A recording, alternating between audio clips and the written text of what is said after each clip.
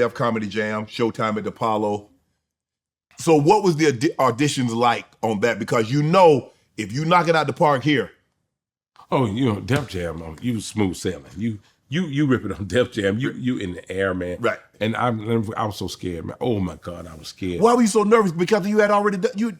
Let me tell you why, Shannon. You know, like we Southern boys, right? All right, but when you get up north to New York, first thing like this country motherfucker. Yeah. They say that, you know, this country.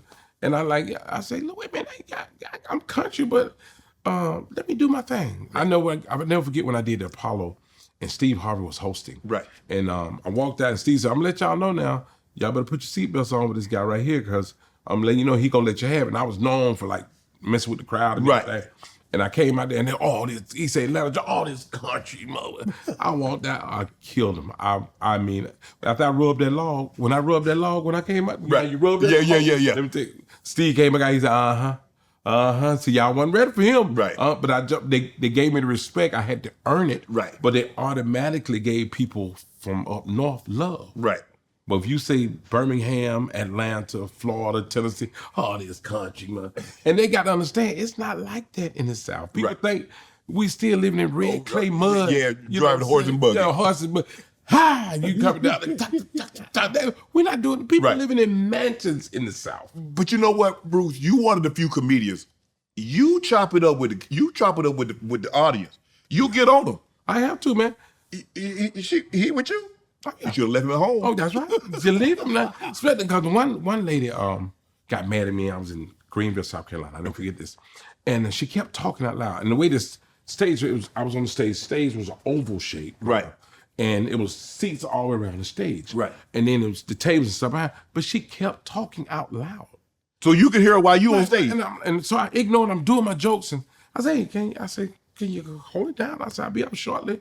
I said, how did you learn how to whisper in a helicopter? Like that. She like, my husband don't talk to me like that. And she said something. She said I called her a bitch, and I didn't. Because I don't do that to women. Right. I never use the N-word. Right. You know what I'm saying? Right. And I say, I call you a bitch. I said, if I did, I'm sorry. I said, but let me be the first to shake your hand. To call you a bitch.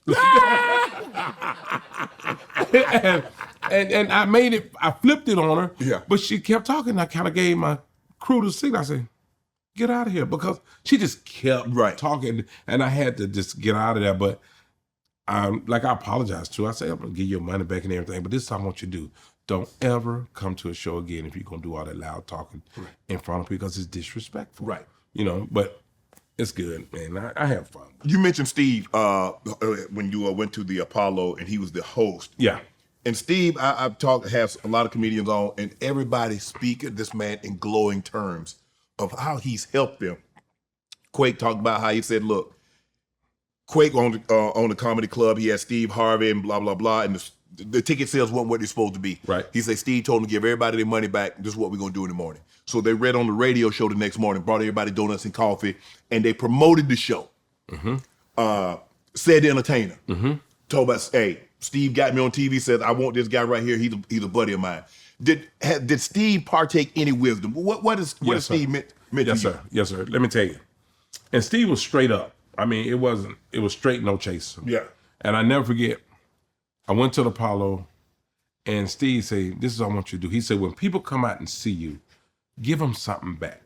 And he said, I want you to start dressing in suits. He said, you're a big dude. He said, you look good in suits. And I had on some Sean John sweatshirt. Yeah. He said, man, that stuff right there good when you're traveling. Right. He said, you get on a plane, you going to another city. Right. You can be comfortable. He said, but on stage, he said, no, that's why I started wearing suits. Okay. And he took me up in his dressing room. He showed me the suits he had, the gaiters he had on the floor. Right. I said, well, I guess I can. And I was like, I ain't gonna wear no suits on stage. You know what I'm saying? And he said, just do it. And I kept listening to him. And I did it, and it just changed my whole life. Right. And he always gave you wisdom on how you should do, how you should dress, how you should handle yourself in public. Right. And Steve always kept good dudes around him. Yeah. You know what I'm saying? Yeah. Like he got a bodyguard named Boomerang that's been with him for years and years and years. Yep. And Boom like, hey man, just listen to what he got to say and everything. So I'm gonna do it. And when I did it, it just changed my whole life. Right. So I gotta give big ups to Steve, man. You know, I call him Uncle Steve, and he knows what he's talking about. And it's proven facts now. Because Steve can really do more than that on Family Feud, but he can't do that much because some say his face will tell you everything he really want to say. You know what I'm saying? Because people say some stupid stuff on there. He be like, "What did he just say?" But Family Feud have not been the same since Steve started hosting that show. Yeah.